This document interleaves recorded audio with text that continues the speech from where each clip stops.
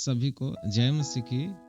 मेरा नाम श्याम कुमार है और हम ग्राम शाहपुर ढिबरा फुलवाड़ी शरीफ पटना बिहार का रहने वाला हूँ।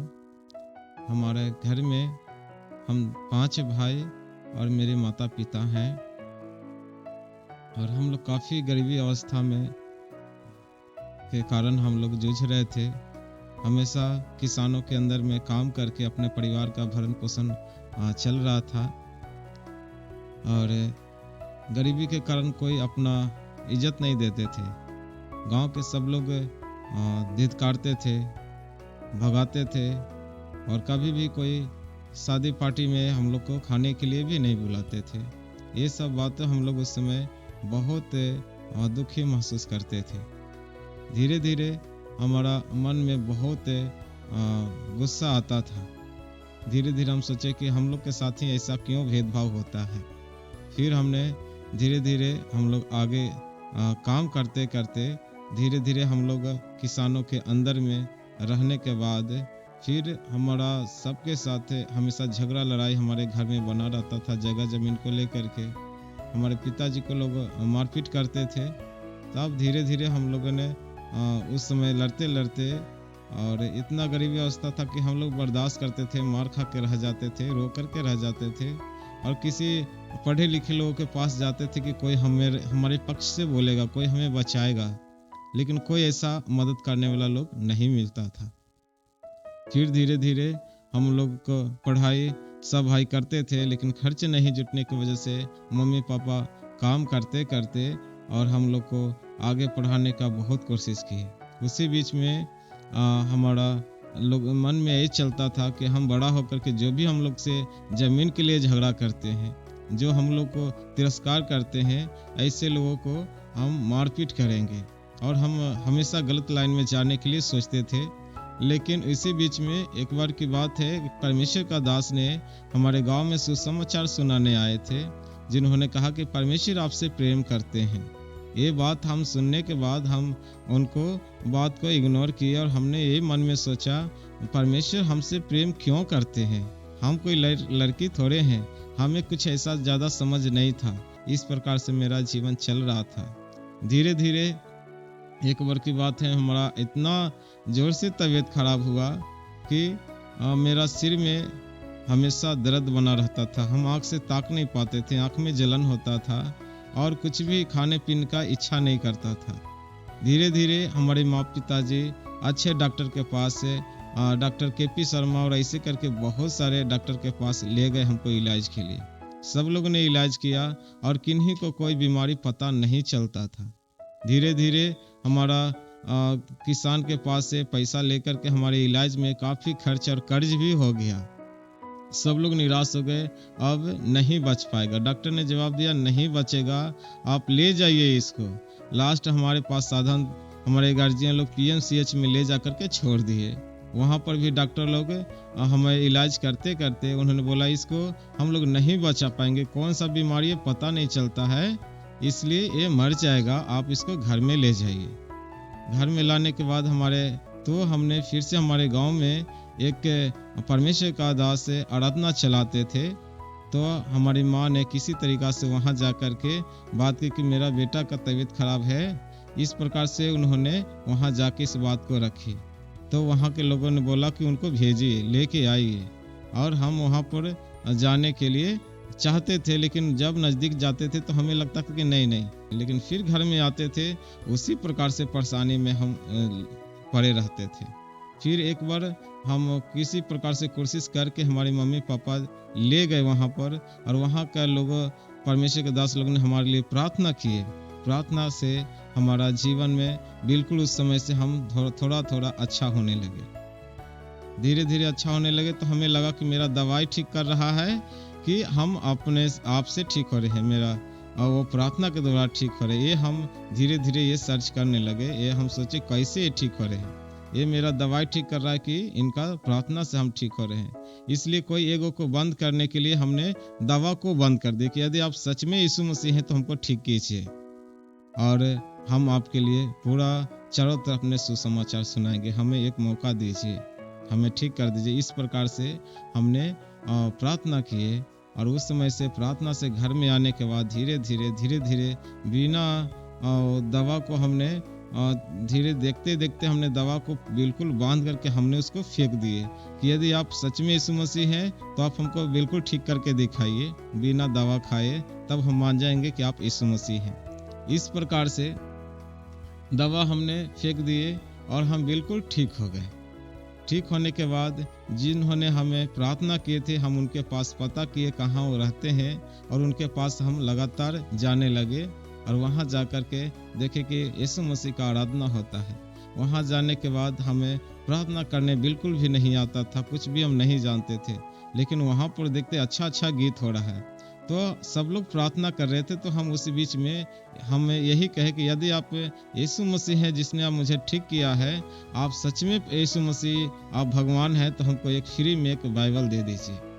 सबके पास है, मेरे पास नहीं है, कहाँ मिलता है हमको मालूम नहीं है, आप एक बाइबल हमको दे दीजिए, हम किसी से नहीं कहेंगे और हम उसे खूब पढ़ेंगे। ये करके हमने प्रार्थना करके हम वहाँ से वापस ये कह के चले आए। 2 से 3 संडे के बाद वहाँ पर जो सेवक थे उन्होंने कहा कि श्याम जी रुक जाइए, आपके लिए मेरे पास एक गिफ्ट है। तब हम सोचे कि हमने इनसे तो कुछ कहा नहीं है, ये अनजान आदमी है और हमारे लिए गिफ्ट रखे, क्या गिफ्ट में है जरा देखते हैं। तो वहाँ पर जाने के बाद हमें एक पवित्र बाइबल, हमें वो अपना जो बाइबल पढ़ते थे वो बाइबल हमें दे दिए। उसके बाद वो बाइबल लेके हम घर आए और पढ़ना शुरू किए। उसमें पढ़ने के बाद लगातार हमारे मन में एक व्याकुलता सा लगता था कि इसमें जो भी कुछ लिखा हुआ है बिल्कुल ये सच में लिखा हुआ, ये सच होता है कि नहीं होता है। तो इस तरीक़ा से हम परखने लगे और धीरे धीरे हम अपने गांव में आने के बाद गांव के लड़कन कहने लगा ये तो चर्च में जाने लगा है, ये मियाँ बन गया है, ये गाय का मीट खाएगा। इस तरीक़ा से कह करके लोग मेरा मजाक उड़ाने लगे और हम बहुत दुखित होने लगे। तब हमने सोचा कि हमें अच्छा से इसको अध्ययन करना है, सबको जवाब देना है।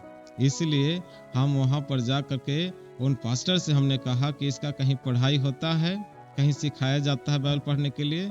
उन्होंने बताया कि हाँ इसका पढ़ाई होता है, आप पढ़ना चाहते हैं तो आप चले जाइए पटना बोरिंग रोड में, वहाँ पर इसका पानी टंकी के पास इनका अच्छा से यहाँ पर ट्रेनिंग किया जाता है, सिखाया जाता है, आप उसमें चले जाइए। हम घर से एक शर्ट और एक पैंट लेकर के और एक कपड़ा हम पहने थे वो, और 60 रुपए मम्मी से मांग करके हम वहाँ से सभी भाई को बिना बताए हम धीरे से घर से चुपके से चले गए और बोरिंग रोड पानी टंकी के पास जा करके हम वहाँ इंस्टीट्यूट पर एड्रेस के अनुसार हम पहुँच गए। वहाँ जाने के बाद हम सीखना शुरू किए।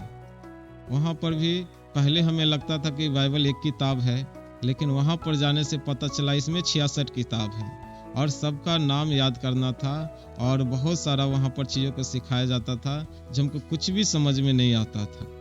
और धीरे धीरे वहाँ के लड़कन सब लोगों ने हमारा मजाक उड़ाने लगा कि ये कहाँ से आ गया है लड़का, खाली खाना खाता है, खाली इसको कुछ भी नहीं आता है। हमें इस बात को दिल में काफ़ी तकलीफ लगा और हम प्रार्थना करने लगे कि प्रभु आपका इस वचन में लिखा हुआ है कि मांगो तो तुम्हें दिया जाएगा, ढूंढो तो तुम पाओगे, इस तरीका का वचन है, तो हमें आप ज्ञान दीजिए और हमें अच्छा से पढ़ने के लिए, सबसे ऊपर में आने के लिए हमको मदद कीजिए, नहीं तो हम यहाँ छोड़ छाड़ के हम फिर घर हम चले जाएंगे। उसके बाद हमें प्रार्थना करने के बाद धीरे धीरे हम उसका सभी किताब का नाम याद करना शुरू किए। परमेश्वर के सहायता से उसमें हमने सारा उसमें नाम को हमने याद किए, अच्छा से पढ़ने लगे। फिर पढ़ते पढ़ते कुछ समय के बाद परमेश्वर का दास ने हमें बताया कि हमें यीशु मसीह का दर्शन मिला है।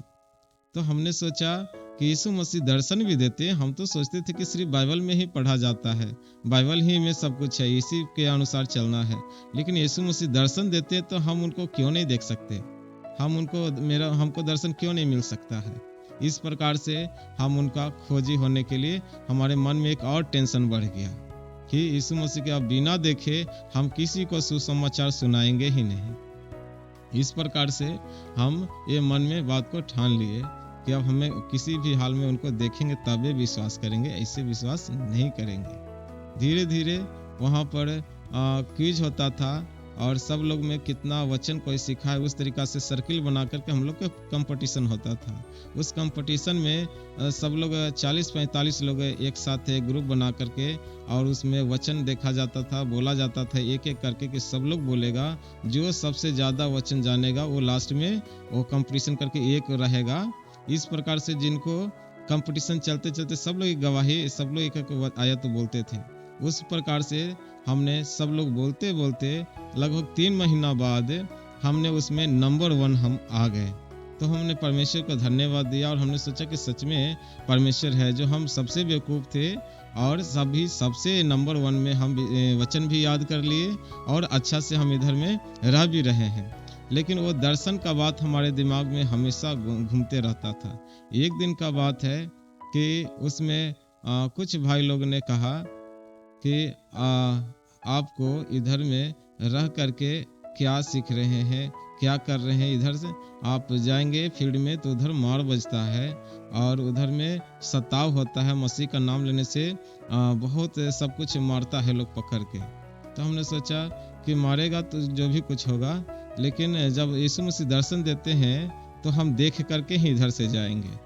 वहाँ पर मेरा जो कपड़ा था, मेरे पास ना तो सरफ था ना साबुन था, और हम चुपचाप करते थे कि किसी से कहते नहीं थे, क्योंकि एक साथ रहते रहते सब लोगों एक दूसरे को मजाक उड़ाते थे, हंसते थे।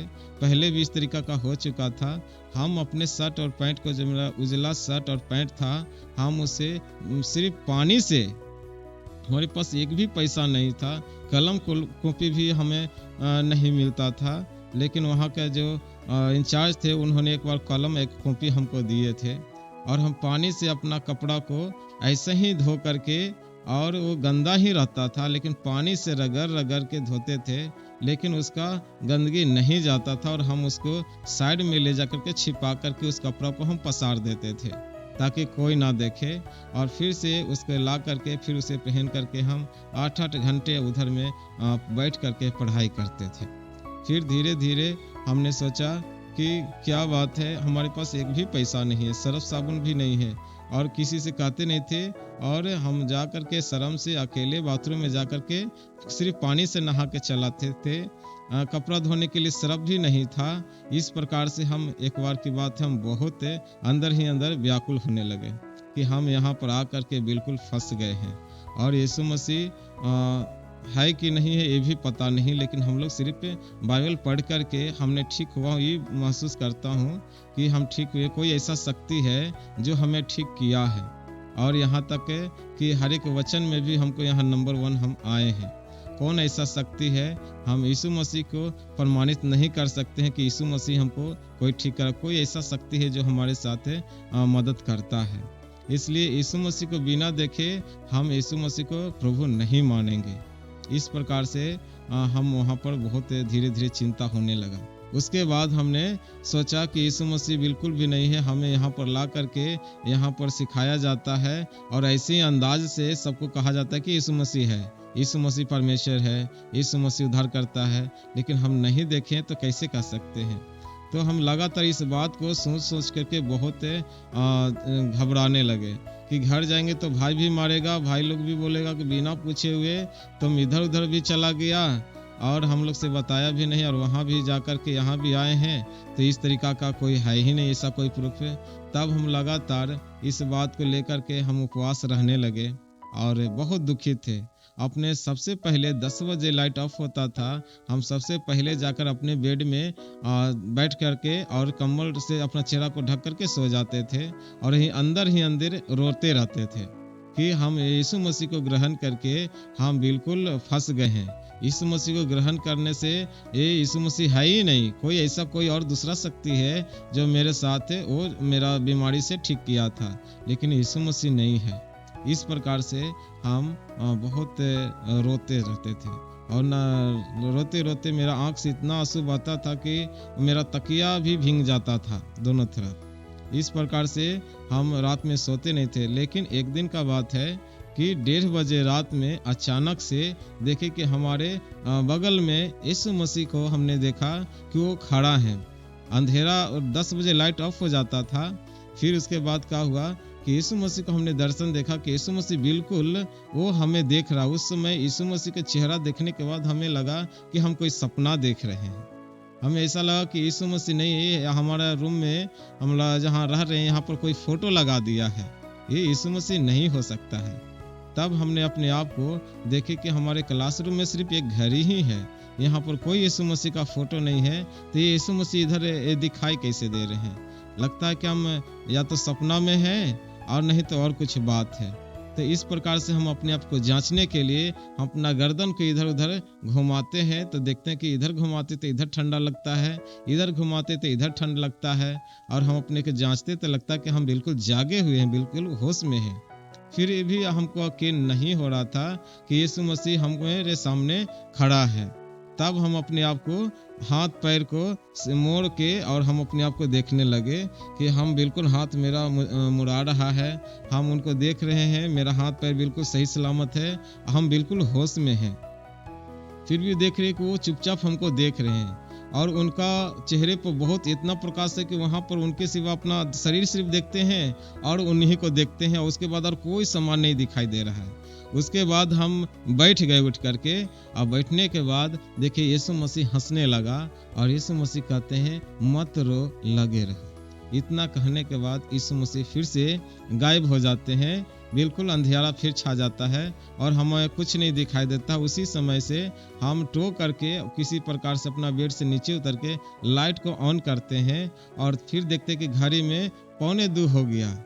1:45 होने के बाद हम उस समय जब उनका दर्शन मिलने के बाद हम बहुत खुश थे और बहुत जोर से चिल्लाए और सब कैंपस का सब लड़कन उठ के बैठा, बोला क्या बात है, अभी क्या हुआ, इतना खुश हो, इतना दिन से तुम चुपचाप था, अभी क्या हुआ? बोले यीशु मसीह जिंदा परमेश्वर है, अभी हमें उनसे बात हुआ है, अभी उन्होंने हमें कहा मत रो, लगे रह। इसलिए अभी यीशु मसीह बिल्कुल जिंदा परमेश्वर, हमें देखा, हमसे बात किया, ये सारी बातें हमने सबको बताए और हम पूरा गारंटी के साथ कहते हैं यीशु मसीह जिंदा है।